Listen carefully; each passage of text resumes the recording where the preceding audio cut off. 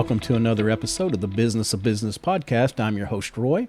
Of course, we are the podcast that brings you a wide variety of guests that can speak to a set of diverse topics. What we want to do is maybe help you realize something that could be a good addition or a good fit for your business, but also if you know that you're struggling in some areas, give you some experts that you can turn to, to help you with that, try to build some trust. But today is no different. We've been waiting for a couple weeks, excited to have Dr. Ian Brooks. He is the chief executive and founder of Rhodes Smith Consulting. They're leading transformation of people and organizations over 24 years. Ian has extensive experience in executive and leadership development, change management, business performance consulting, and communication planning. Also, he is the author of an upcoming book, Intention, Building Capabilities to Transform Your Story. And Ian, welcome to the show. Thanks for being here. Hey, thanks, Roy, and happy to be here. Heck, you said a lot of great things about me, and we're going to live up to it today. Yeah, no, you'll be good. That's what when I'm a guest on a show, I'm like, yeah, I'm quitting right now while I'm ahead. It can only go downhill from here. Well, no, I appreciate you. And like I said, I've been excited to have you on because I think there's so much to unpack. And, I think we've talked about three or four different things. I think if you don't mind, kind of start off with, how did you end up here? What got you into the business side? And then, just kind of how you got to this point. Sure, Roy. And it's been a long, windy road that it's continuous, to say the least. I arrived here, doing leadership development and change management for people over these last 24, 25 years. I started off as a psychologist. Yeah. So as a 13-year-old, I decided that I was always curious about why people did what they did and why people thought the way they did. Yeah. I was someone of whom always wanted just to be average. I didn't want to be too high, nor did I want to be too low, because both of those offered judgment in a way that I didn't want or had to sustain. So for me, it was about understanding why people did what they did, and that required me being able to listen actively, as well as understanding who they are, meeting them where they wanted to go and where they wanted to be, as well as allowed me to be in the background, so I wasn't being judged or out front. So I started this journey as being getting into psychology, and I first, when I got my master's in clinical psychology, had an opportunity to work in a 24-hour lockdown ward with adults. Wow. So imagine individuals coming straight off the street who have chemical imbalances, and they need to be recycled back on their medications, and they need therapy, both individual and group therapy, which I was able to conduct. And I tell you, it afforded me a chance to really see a lens of people, of their development and what they go through. And in that particular setting, from a chemical imbalance standpoint, whereby we're really restricting them in a lockdown ward, and where they could not go anywhere without any supervision, or even leave without a key, which only staff had. And then going from that environment and putting them back to the day-to-day worlds that they were coming from, and seeing some of those differences, and really offered and ushered in a new perspective of how people interact and who we are as individuals. And so I remember driving home one day and thinking about a response that one of my clients had, and it was this consistent response of whenever I asked him how was he doing, he would always come back and say, doing the best we can. Right. And, when he said that, he said we, as he had many people who he was answering for. But it got me thinking that, we're all trying to do the best we can. Right. But that can is different from where we all start and our reference points. And so from that time, I decided, hey, I wanted to work with higher functioning people. So I went and made the transition to work with organizations. So that afforded me a chance to get my doctorate in psychology, more specifically in industrial organization psychology, where I could focus on transition management, change management, and coaching. within organizations and people just one-on-one, even outside of organizations. Yeah. And it's afforded me a chance to work with some amazing companies and with some amazing people. And what I've come to realize along this journey is, um, I don't know if we're any different than the people in the ward. We can just cope better Right. with what we Exactly. have, and things Yeah. have just kind of worked out for us. But that narrative of we all just want to be better Yeah. is Yeah. true for us all. And I've yet to meet anyone who isn't and does not want to do that. And so that's afforded me a chance to work again with a number of different people from across some great organizations, Yeah. as well as author in a book, as you mentioned, Intention, Building Capabilities to Transform Your Story, which just captures some of the guiding principles that I've picked up along the way of where I see people struggling the most from a development standpoint, Yeah. be them executives as well as just individuals in a day-to-day perspective, as we try to, again, master our own intentions and be better. Yeah. Wow, what a journey. I mean, I guess that says a lot about you with your patience and your empathy to be able to work, with that group in the lockdown. It's tough. And, believe me, I say a prayer every day because I think we're all one paycheck or one, incident, emotional incident or tragedy in our life from being in that position. And so Yes. taking that time to, really understand that is, God bless you for doing that work. I know it's hard to attract people. Everybody wants to be, with the glitz and the glamour, and that's where the real work is done in the trenches. So I would just say thanks for Absolutely. that. It's I tell you, it was an extremely rewarding experience. One that I will always treasure. Right. But as you mentioned, people come from a lot of different backgrounds to get to that place, and a lot of different reasons that have sparked them. Having worked with adults in that setting as well as with children as well in a very similar setting. Right. Um, I'm truly thankful for the life that I can lead, and family, friends, colleagues, and being able to do some things that we are afforded to do. But you never know, just the slightest of instances Yeah. that can actually influence people in such profound ways that it carries throughout the fabric of their entire life. Right. It's extremely powerful. It's extremely scary, Yeah. and it's one of those things where I do think about it a number of times a month or so, just be thankful, because Yes. it is Yeah. selfless work in a lot of ways. Yeah, I think most of us could fill up our gratitude journals with just being where we are, and a lot of times we get Yeah, frustrated in life, but we don't think about no matter how bad your day is going, there's somebody that's having a much worse day, and if we got shelter, food, and a place to yeah, go every day, we've pretty much and good people in our life, our families, our loved mhm, ones. We got all yes. that. We have a lot to be thankful for. Absolutely. And Yeah. it gives me my perspective on change and working with people, because, Right. as you said, it can always be worse. Yes. So all we're trying to do is just be better. Yeah, right, exactly. But Well, we're not curing cancer. We're not doing anything else. right. We're just trying to take steps forward. That's Yeah. it. Yeah, and it's a pretty good transition because, one thing we talked about is leadership and, Mm. kind of the development model versus maybe the bringing somebody in from the outside. But before we launch into that, I think, kind of what this does also to it, you said something, about trying to find where everybody's at, start from where they're Mhm. at. And I think we need to think a lot about that in the workplace as well. Sometimes we don't. We think of this as a homogeneous group that everybody's on the Mhm. same level, everybody thinks the same, processes the same.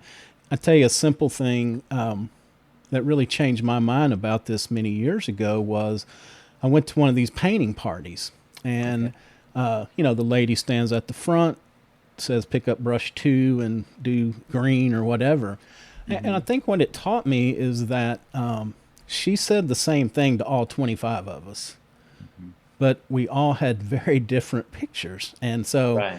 it just made me think about, wow, in the workplace, I can tell you one thing and I could tell your neighbor the same exact thing, same exact way. Y'all could both be listening to me at the same time.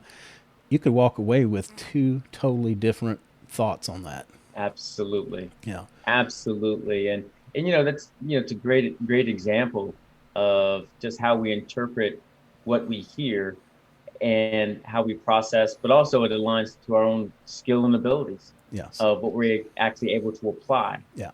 both in sight and sound, and then action. Yeah. And when I step into an organization, I remind myself that I can't judge the book based off on the chapter I've just walked in on. Right. So I'm going to see a whole lot. I'm going to hear a lot, but there's so much other context around who each of my clients are, the organization, the fabric, their own nuances of which in certain ways I'm not going to know on that first day. I'm not going to know on that in those first few weeks. Yeah. I will know over time based off of consistency of behavior, consistency of thought, of action, because everyone in my mind, in some ways, you're going to lie to me, right? You're going to lie in a context of just outright lie because you don't want to necessarily acknowledge the truth. You're either going to lie either in the context of you're going to withhold information because you don't think it's relevant, or you're going to lie because you just don't know the information yourself. So it's not like you're omitting something, you just don't know it yourself. Right. Right. And so for me, when I'm walking in and working with leaders and executives, I then have to start with what am I hearing and not judging the book on what I'm seeing on this chapter, but now understanding the fabric of who I'm actually working with. Yeah. And I think it's a great segue because I even talk about in my book, Intention, one of the key points in this book at the very beginning is the principle of you, which really underscores who we are as people, because we all have characters that we have in our own lives, right? That of who we are and how we show up. And our characters aren't job titles like VP of this or director of that, or it's not even a title of dad, sibling, brother, uncle. It's not a title defined by that as much as it's a title of Mr. Know-it-all. Yeah. So in certain situations when someone's challenged, how do they show up? Right. Or the abominable snowman from the old Bugs Bunny cartoon, right? With the abominable snowman, we just wanted nothing more than a buddy. And here are Daffy Duck and Bugs Bunny get lost. And the abominable snowman just found a pet, and now he's just choking the heck out of Bugs Bunny, Right. all because he just wanted to love him. Right. He wanted a pet, but clearly Daffy and Bugs Bunny didn't see it that way at all. Right. But imagine how that transfers over to one's job and to one's family life, where they want something so much and so bad, they just strangle the life out of it, where all they have to do is just let go a little bit, and they would get exactly what they want. Right. And so in that context, and as you described, as I work with my leaders, I try to find who their characters are, not what they're showing me, but through my interviews with their peers or their direct reports, what my conversations are with them on a regular basis, to really understand who are your characters and how are you showing up? Because as you described from that painting, each of us has our own characters on how our skills and abilities transfer over into what we hear and do. And it's my responsibility, both for my clients, but even for myself, to see how am I showing up in a way that's authentic, but also acknowledges all the things and characters I've created in my life that have kept me safe and kept me in this proverbial box that have made me successful, or at least halfway successful, to move forward. Right. Yeah, and one thing too, I think as you were talking it, I was even thinking like likes and dislikes, because if you're a spreadsheet person that set next to maybe somebody that really likes to read in the written word, somebody tells me, okay, we need these numbers crunched and this, I kind of get a little excited, like, oh, yeah, because that's what I like to do. I like spreadsheets and numbers. Now, the person that's more of the reader, the wordsmith, they're like, hey, I see three numbers together and, I go blind for a short intermittent time, and so it's like, I think that also has a lot to do is, not to jump the gun, but, trying to match the right person with the right project, with the right job, and not intimidating, like you've got to do this. Like, well, why can't we just find you something that fits you where you can excel? And then, we'll find, just suit everybody to the right project, I guess is the best way to say it.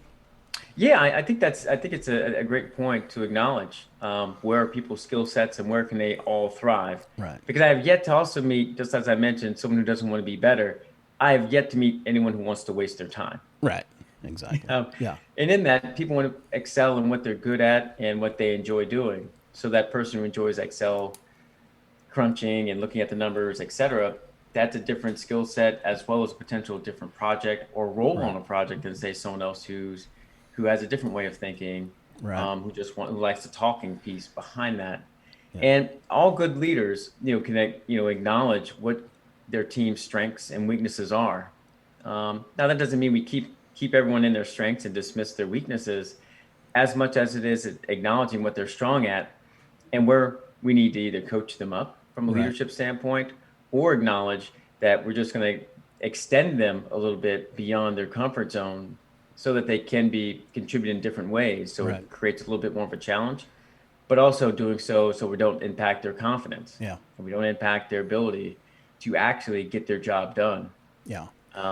Because at that point you hit people who are then frustrated or can't deliver all around expectations that may or may not have been set for themselves, but were set by somebody else. And it's all due to just not knowing who's on your team. Yeah. And in that case, the effectiveness of that leader, being able to transfer that information over and getting the most out of the talent. Yeah, and I think, you mentioned this a little earlier but I think it's good especially when we come into a new situation, we have to realize there may be a small percentage. We're not going to say everybody, but let's say the vast majority of people, they just want to come in, they want to do a good job, they want to feel good. I have never met a person in my life, I don't think, that woke up in the morning and said, I'm going in to do a terrible job today. Right. It's like, maybe some people went in and said, I'm going to do as little as possible today. Yes. And there are those people. But, for the vast majority of people, they want to go in, they want to do a good job, they want to feel good when they leave. They don't want to put themselves in a position to feel bad because they didn't do something right. Absolutely. And I think one of the challenges is, for some leaders, and as we look at people who may be, air quotes, slacking or not bringing their true selves or they're coming in wrecking things when they come in there, for projects or work or otherwise, it's truly understanding what's their priority and what's their goal. Right. And does it align to mine? Does it align to ours as a particular team? Or mine as a leader, right? Because everyone has a purpose, and sometimes someone's purpose is to do, as you mentioned, the least amount of work as possible. But they've executed against that purpose. Now, in that respect, they've done exactly what they said they wanted to do, and they can walk away thinking, yes, I did exactly what I wanted. Right. But it also, on the other hand, that also has an impact to others, and now it causes conflict unnecessarily. Right. Right. And so really, as I'm having led a team of 25 people at its max, at one point, one of my chief responsibilities wasn't about the work. Heck, I knew my team could do the work, so it was less about that. And in fact, I was the newest person on the team, so that many of them had been in their roles 2 years at the least, and longer when I took over the team, of which I had never led before. And one of the first things I had to do was understand who they were as people and what was their motivation. Why did they come to work? What was the reason they stayed in the role so long? Right. What was their motivations? What is their priorities? And that's not only about the work itself that they were doing, but where did they see themselves in several years? Or what was their priorities outside of the work life? Right. And outside of the four walls in which I saw them, with their families, with their friends. What were their interests? Yeah. What were the things that really captured their mind? Yeah. And only then, when I understood the balance between what they did at work and what their families were and who they were as individuals outside the four walls in which they were being paid to actually execute something, only then could I actually truly lead them in a way that was truly authentic to who they were as individuals, but also bringing the team together in a way that they could partner in different ways and expand upon their own interests to keep them engaged. Yeah. But oftentimes we kind of jump in the middle saying, and I know we talked briefly about this as well, sometimes we can come in and we see things, first week we won't change anything, but that third week we're changing everything. Right, exactly, yeah. It's like, and there's something to be said for that. However, that can go sideways very quickly. and Yeah. without truly acknowledging where your team is and where you're trying to Yeah. go. Yeah, they told me don't change it the first day. So I was like, okay, Yeah. I'm just counting down till I can change everything.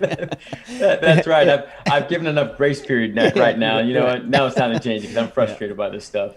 Yeah. And I think, the other part of this is, I would suspect, is communication, which is something Yes. I feel like we're very short on a lot of times. But it's like if we take that time to actually communicate and find out if something went subpar, if it went wrong, if they're dragging, a lot of times that may be a good employee that's got some big burden that they're carrying with them. And, Yes. I give you a good example. A friend of mine used to work in the senior living industry, and she had a really good caregiver, and just no call, no show, which is what most of the employees do. They just find another job and they just leave, and that's that. But this person was different, and the staff said, "Don't worry about it. It's just normal. No call, no show." And this executive director said, "No."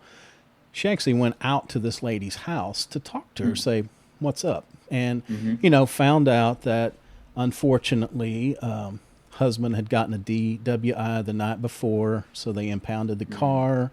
She had no way to work, no one to keep the kids, and so she's like, why is it easier just to not come in, not call? I'll go find another job.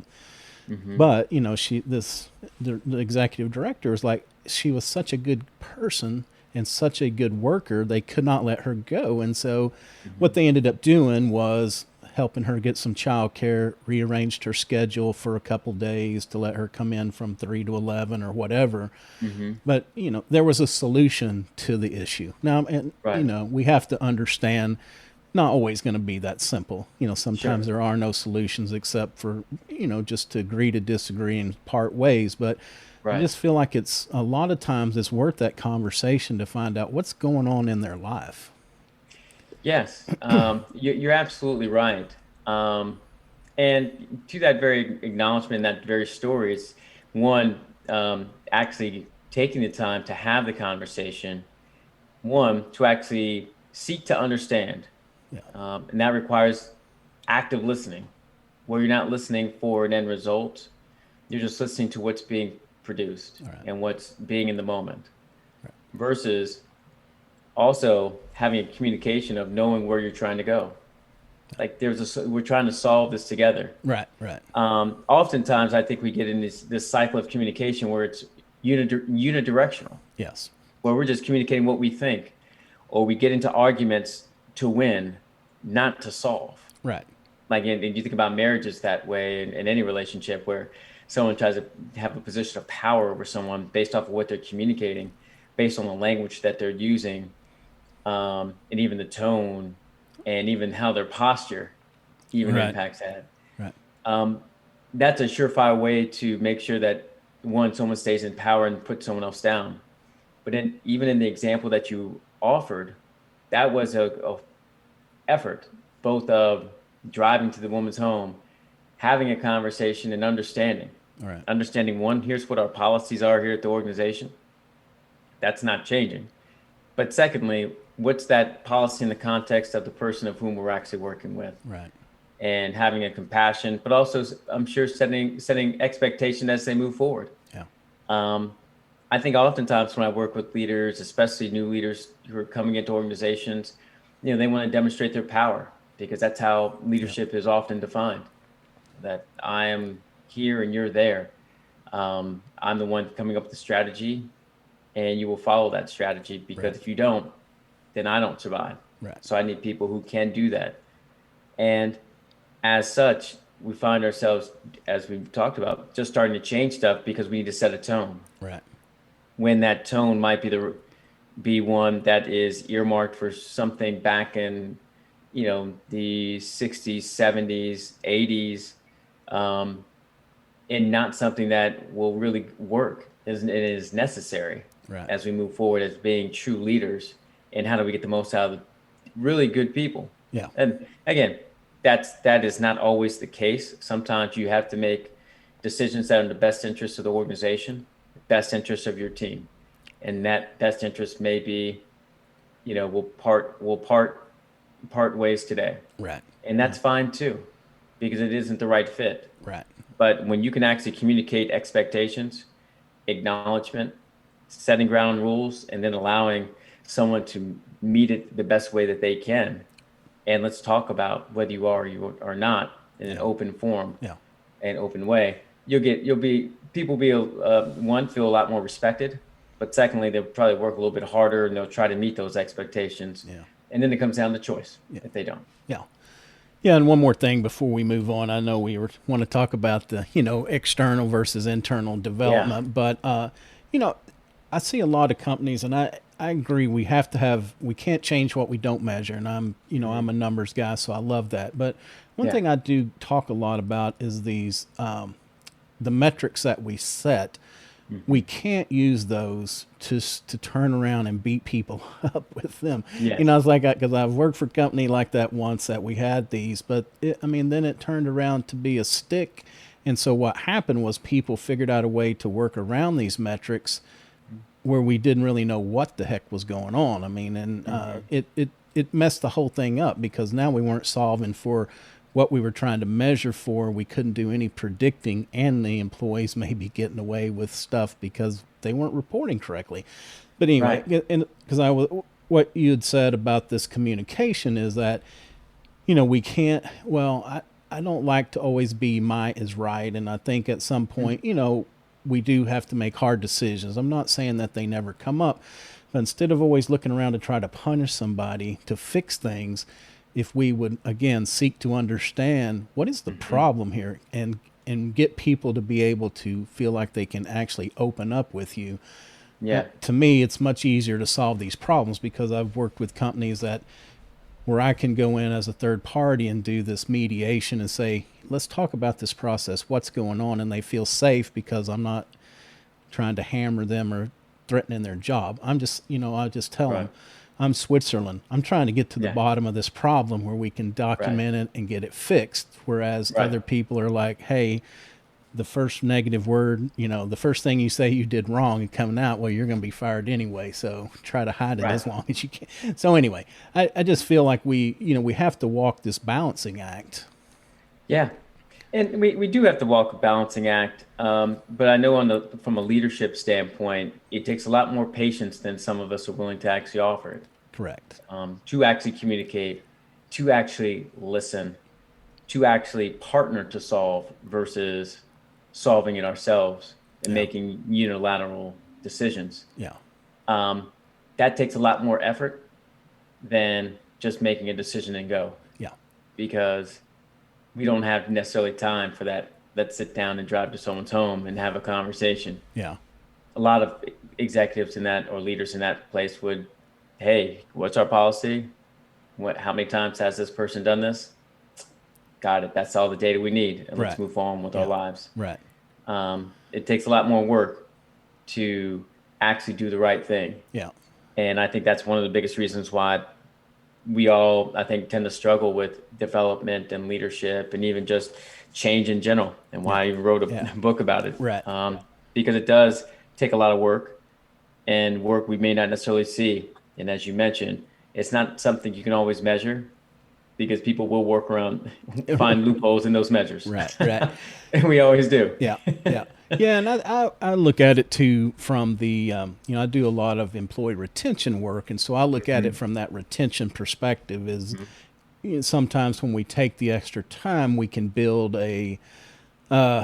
we build some goodwill with our people where we can keep them and solve some problems, keep our people in place, versus not, because sometimes that unilateral decision, what I've seen is, the first domino that drops, then we start having 3 or 4 more that say, I'm not dealing with that, so I'm just going to go ahead and be out of here now. We've got other issues. So anyway, not that it doesn't need to be done. I'm not saying that. I know, like, there are times where we have to make those quick decisions, like just done, over and out, and move forward. But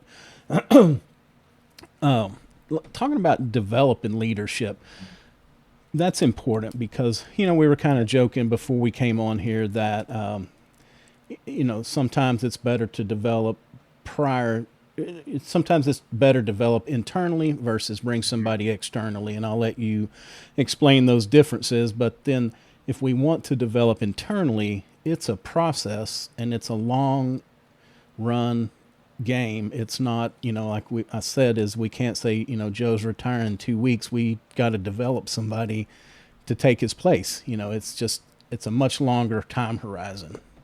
Absolutely. Any leadership development does take a lot of time and effort. And as we were talking, and even as your question points out, at times it's appropriate to go outside of the organization to hire certain level of talent. Yeah. In those instances, I've found it successful or helpful to bring someone from the outside in when one, they have a particular skill set we're trying to integrate into our organization, be it on a particular product or a particular leadership mindset as we're looking to change the culture. Yeah. In those instances, it can be extremely beneficial to actually bring someone in. Even in the example of what you offered around, hey, we have Joe retiring in 2 weeks, we need someone in here. Well, guess what? We probably need to hire someone because if we haven't developed that skill, or if we haven't identified that successor up to this point, then quite frankly, we don't have it. Right. And thus we're going to be scrambling anyway. Yeah. So who have we groomed in that respect to actually take Joe's place? Yeah. As I'm sure his retirement, while it may be a shock, probably was anticipated in some way. Yeah, exactly. And so I think those are some of the key benefits of bringing someone in. Again, when you're looking to change the culture, and it can infuse some key skills and behaviors and expectations into the organization. It really does prove beneficial, as well as if there's some of the last minute changes, and obviously we haven't maybe not done a good enough job from a succession planning standpoint. But as we talked about, establishing an internal succession and talent pipeline is extremely important. As you talked about earlier, it leads into employee retention because employees want to know that there's growth opportunities here. Right. It doesn't mean that that growth is defined by more money, a different title. That growth could also mean I get a new job, as in I get to do different work and I'm challenged. And that doesn't mean it's for everybody. It does mean that you have an opportunity, if you want, to move in this organization in a way that you can grow in different ways. Having worked in that talent development field, specifically, for leadership development and even creating talent pipelines, I've realized that creating talent pipelines, as you mentioned, is a marathon. Yeah. It's something that you continuously plan for and identify, in the respect that if we're looking for a new role, that should have been identified, unless it's a startup. Obviously there's instances where you can't. Right. But if we're looking to have successors for some key jobs, then we need to make sure we're identifying those individuals, with a 2-year runway. Right. One, that they can build the knowledge, skills, and abilities across different industry or different experiences, as well as having the right level of visibility within the organization. Because the successor to a role is not the one doing the hiring. It's the person's boss who's doing the hiring. So they need to have trust that this individual of whom we'll be replacing, me or you, can actually do the job. Right. And that they have trust in that. So what are those experiences that need to be created, as well as what's the line of sight and visibility towards, my peers or to my boss, that they have some level of visibility and that they can build some trust.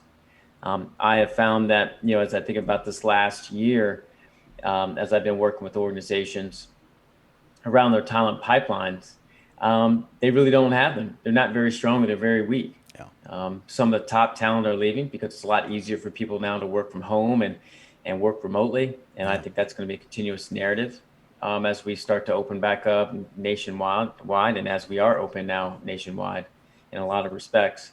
We're going to be losing top talent. Yeah. And those organizations that have done a strong enough job understanding that having succession planning for critical roles, and they've started that prior to, from a development standpoint, prior to someone leaving and prior to the poop moments where Joe is leaving in 2 weeks. Yeah. Those are the ones that are going to be able to survive, not only as a consistency of the fabric of the organization, Yeah. Not only the consistency of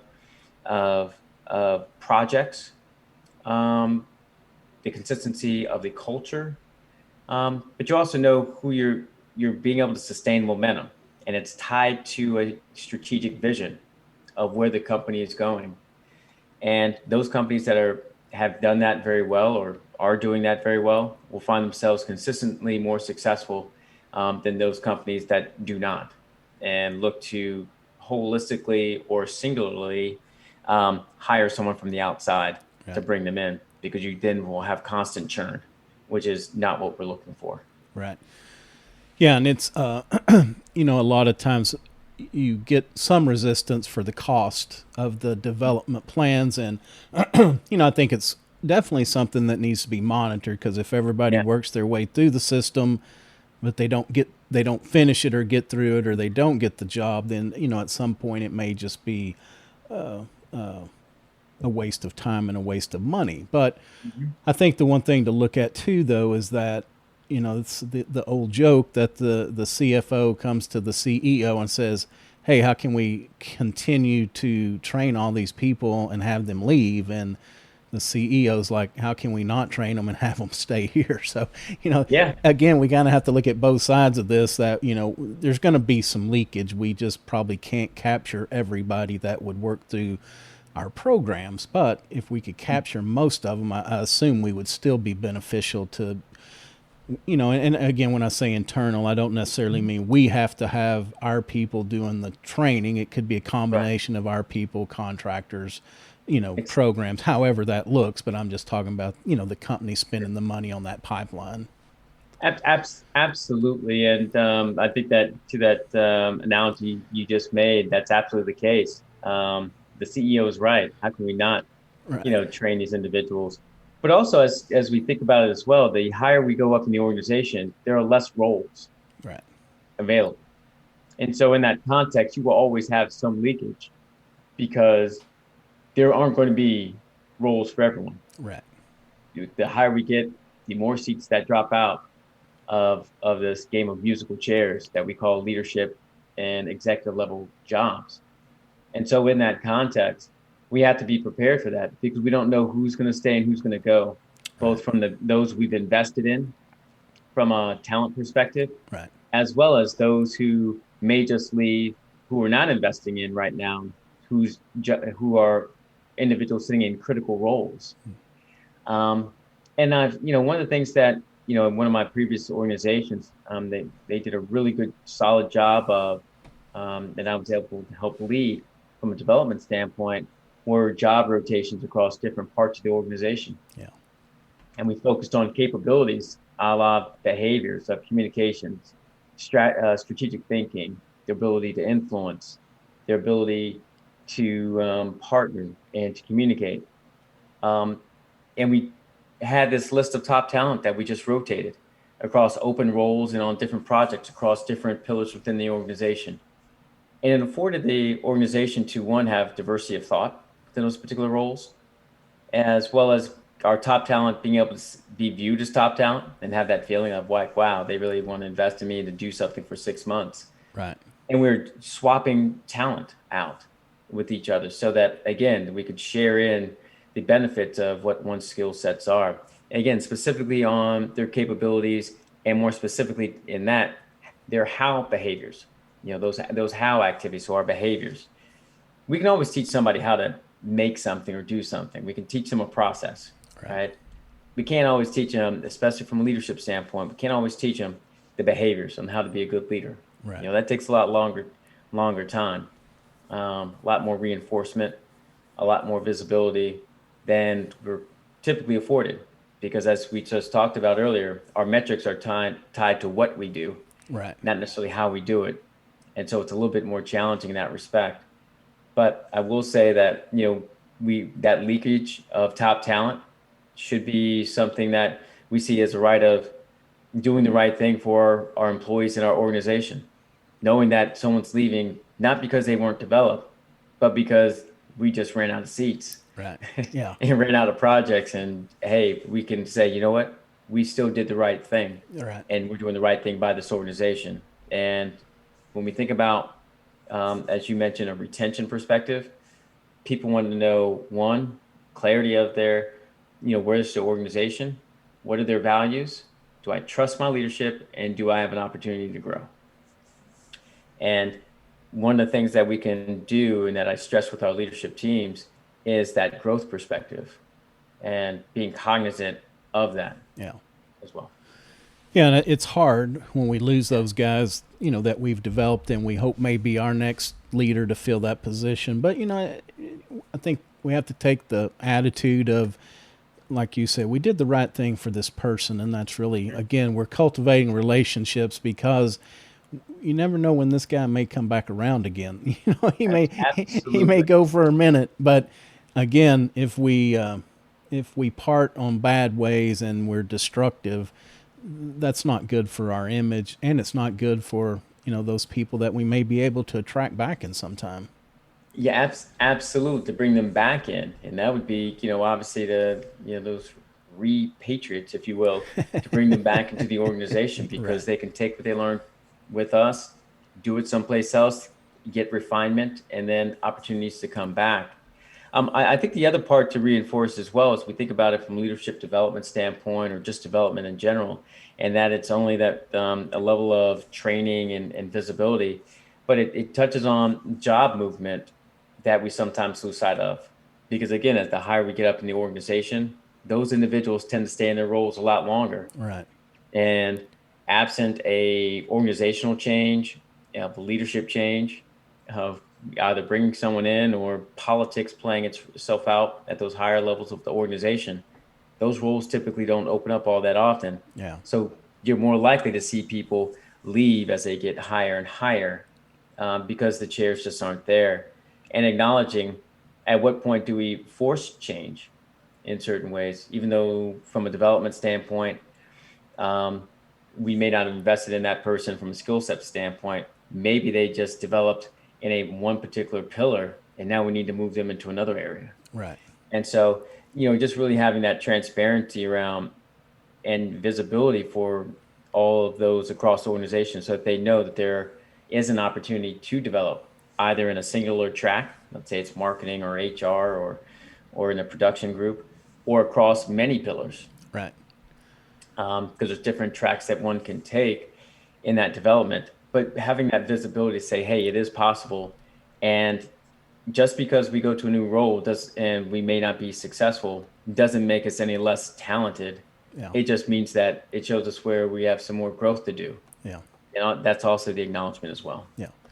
Yeah. And I think in addition to the self-growth and, learning the different skills for that person, maybe the other thing they do is learn a bit more about what these other departments do, because, I've seen that in big companies where it's a one-track guy. He was always in operations, excuse me, and gets to the top, but he doesn't understand, what is accounting and finance and quality assurance. There's this whole other part of a company that they have really no clue about. So absolutely. Yeah. And that's how you build that growth, through that end-to-end view of, okay, what are you impacted by from finance to marketing to HR? And you don't need to be an expert in it, just to the extent that you understand the process and what are the upstream and downstream impacts. Right. Because when we bring you back to our group here in the processing and production area or operations, you understand now holistically how the process works and also how to better lead as a result. Yeah. And I think we sometimes lose sight of that. Actually, it was funny with my team when I originally took them over, that 25, I actually broke them into groups. It was a training team for just acknowledgement. And so, they'd often come to me and they'd be complaining like, oh, this group does this, or oh, that group does that, right? Or all the call centers want this, or our instructional designers can't do this. So it was always somebody else's fault. Right. I said that was fair, right? It's far be it for me to tell you that these aren't true experiences. But what I asked them to do was, okay, because I was just, one day I was like, okay, this is going to be part of your development plans for all 25. I said, I'm going to break you. First off, I want you to just list out your top 5 things that you think we have problems with. just individually, just give them to me. And then once I got them, and if you don't have 5, that's fine. Just give me no more than 5. Yeah. No more than 5. Because they'll give me Yeah, I everything was gonna under say the you sun. had I didn't want that. guy that turns in 10 pages worth. Exactly. 5 was already too much for 25 people. Believe me, that was already more than I should have asked for. Right. But I was giving them some rope, and I knew that there would be some overlap. So I said, okay, here's the list, and removed any duplicates. And I said, okay, now that we have the list from each of you individually, now I want you to go in, and you could only select the 5 that you think have the most impact. If we were to try to solve 5 of these, which would those 5 be? And you could only select 5. Now that you see everyone's thoughts. And we got down to those 5 based off of just pure ranking of how many dots were next to them. Yeah. And then I said, okay, now we have our 5. I'm breaking you into 5 different groups, right? And you're going to select, you're going to randomly select one of these 5 projects to work on. And as part of this project is part of your development plan of understanding what is the root cause of this problem. I want you to set up interviews with the processes and the people impacting these processes upstream, our team, and even downstream, and understand where they think the challenges are related to this project and this problem that you see. We're not placing blame. It's you versus me. It's seeking to understand. Right. And the third thing is, okay, once we understand that, I want you to come back to me and then acknowledge, and let's talk about what is the true problem? Is it difference in strategy from one group to another? Is it because of resourcing? What's the reason that you now have uncovered? And that is what we're going to solve once you get down to that theme or those themes. And it was a good exercise for my team to, one, develop and understand that, hey, we can all complain. Welcome to all worlds, all groups. Someone else is doing something wrong, and it's someone else's fault. So check, we got that. Now I'm asking you to solve it. Now I'm asking you to really think through organizationally. What are some of the decisions that were made? Why were those decisions made? How can we solve it? Because we're not going to ask them to solve it. This is our problem. Or if we need them, how are we partnering with them for a solution? And that's how we're going to move forward. And I tell you, it was a good growth opportunity for each of them. All right. To really acknowledge, as we're describing from a development standpoint, that holistic perspective that we can get so entrenched in what we do every day, we lose, and we only see the negative sides of what others are doing to us or against us. Yeah. We lose sight of that. True, we work for one organization. We're all trying to be efficient. Now that efficiency might be defined differently, and it often is, but we're all trying to be efficient and successful. Right. So how can we all work together? Yeah. Because no one wants to rework. And that was a good learning opportunity for them to think about it from business, but also change management as well. Right. Right. Yeah. And sometimes it's very simple when you start asking questions. The issue arises, and it's something so simple as there was a miscommunication. One thing I'm thinking about was a process that it was totally messed up. But as we started asking questions, it was like, oh, there was a miscommunication about a year ago. Mm-hmm. Half the people got the letter. It was a miscommunication. The other half didn't. So we got people still working off this, bogus plan that somebody had thrown out. Sometimes, again, it gets back to the communication aspect is, once everybody had the current and the best available information, problem solved. I mean, it just went away. Yeah, sometimes it's just bringing the awareness, as you mentioned, and you don't need to do anything. It's like, oh, got it. We don't need to do anything. Exactly. Merely having the conversation was all we needed. Other times it is like, okay, we need to work this out. To see how we can help each other out. Yeah, and I think for me, the takeaway from this conversation is going to be the seek to understand. I think that's the biggest thing we can do in a lot of life, not just at work, but in life as well. When our like we were talking about our partner, I usually do what I'm told, so I stay out of trouble. But when she's off of her game, it's I like I know that's not who you are. So what's going on? Was it something with one Right. of the kids? Did the dog bite you on the foot or whatever? But I know there's something amiss, and I think it's just a good thing because if then we can have empathy for if they were lashing out at me, it wasn't because I did anything, and I don't have to feel bad and I don't have to get mad. It was Right. just a thing, and now we've worked through it, and it's over. It's not a thing anymore. Right. Yeah, it's about creating that transparency, and even as we described it earlier as well, it's we're in the conversations to solve this together. Right. It's only when we're in the conversations to win and Yeah. to Yeah. solve is my Yeah. answer, not yours. Yeah. That's when we Yeah. find ourselves in a lot more trouble Yeah. and in a lot more contentious environments than probably we should be. Yeah. And that doesn't mean it's always going to work out. It does not mean it's always pleasant. Right. It Right. does mean it does take a little bit more time. Yeah. It does mean sometimes checking our emotions at the door Yeah. and really coming in from a place that we're all trying to solve this together versus me versus you. Yeah. Yeah. And we find ourselves, and I know when I find myself in the me versus you situation, it's going to be you, because I'm not going to fight. Right. You can have it. Right. Right. It's not worth it to me, and I'm happy to go. Yeah. Yeah. For Yeah. my own sanity. Yeah. Yeah. We think about those things as then because you kind of have to think about at the end, what did I really win? Yeah. If our organization is in disarray and we didn't work together to figure out that problem, again, it's like sometimes it's hard. It's hard to check your ego and say, Yeah. maybe I'm not wrong, but I don't always have to try to prove how right that I am. I mean, there's, we can find that common ground where somebody else can have a thought that works, and we kind of go with that instead of standing on our. It's difficult. I mean, we just have to. Oh yeah.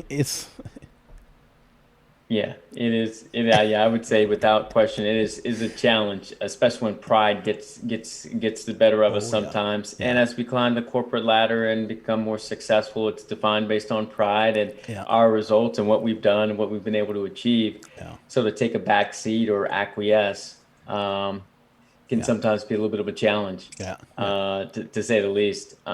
But what is our strength is also our weakness, but it can be refined. yeah, yeah, And I think that's the benefit. yeah. Yeah. All right, Dr. Ian. Well, we've run way over. Sorry about that, but it's such a good conversation that I Yeah. really appreciate you taking time out of your day to be with us. Before we go, first off, what is a tool or a habit, something that you use every day, either professionally or personally, that just adds a lot of value? Sure. The first thing that I, do every single day is I work out. For me, it's a habit, and it's just not merely of working out just for the sake of working out. It affords me an opportunity to, one, invest in myself in the day. As a leadership development coach and speaker and author, I'm often giving my time to others. That's what I enjoy. That's what it makes me a whole. It makes me excited. That's what I'm passionate about. But I also recognize I need some investment in myself. Yeah, And so for me, the habit that I do each morning is going to the gym and just reinvesting in my own health, because it also allows me to reinvest in my thinking and just resettling and calming myself down, taking a stock in my day and what am I prioritizing and how am I prioritizing my actions. And anything that does not fit that priority, I also give myself the opportunity to think through, is that should I be doing it or not? yeah, So the gym in and of itself is an investment in myself, both from a health standpoint, physically, but also mentally in taking stock in my priorities. yeah, And that may look like something different for each of us, but I do say the habit should be always invest in yourself yeah. from a health standpoint. And then secondly, always re-anchor back on what is your priority. Yeah. And for me, I do that at the gym. I love that invest in yourself because I don't think we do enough of that. We tend to want to give ourselves away in business and in life. So great advice. Thanks for that. Yeah, you're welcome. So tell everybody, who do you like to work with? How can you help them? And of course, how can they reach out and get a hold of you? Sure. I like working with people who are passionate about taking the next step. Many people of whom I work with in the organizations, you're already successful, right? You're good enough as is. I'm trying to take you out of the box you're in and take you to that next step. And so because of that, you have a certain level of passion, dedication, and commitment into yourself to get there. Not only that, you're going to do it the right way. And so those are the individuals I work with, both organizationally as well as individuals I work with one-on-one. In that respect, I do work with a number of different organizations, both individually as well as doing large leadership development workshops, again, as well as working with people outside of organizations. So I can be found on my website, and that is at rhodessmith.com. That's RHODESSMITH.com. I can also be found on Instagram and Twitter at drb_intention, where you can find more information about myself, more information about some of my book material, as well as some of the things I do day to day. As well, you can find my book on Amazon as well as Barnes & Noble under Intention, Building Capabilities to Transform Your Story. Okay. Awesome. Y'all reach out. Let Dr. Ian help you. I know he can help take you to the next level for sure. All right. Thanks a lot. That's going to do it for another episode of the Business of Business podcast. We appreciate all of our listeners for sure. You can find us at www.thebusinessofbusinesspodcast.com. We're on all the major podcast platforms, iTunes, Stitcher, Google, Spotify. If we're not on one that you listen to, please reach out. I'd be glad to get it added. We're also on all the major social media networks. We typically probably hang out there on Instagram a little bit more. I'm pretty simple, so the pictures are pictures are worth 1,000 words for me, that's for sure. But anyway, y'all reach out. We love to hear from everybody. If you have a show ideas or guest ideas, let me know.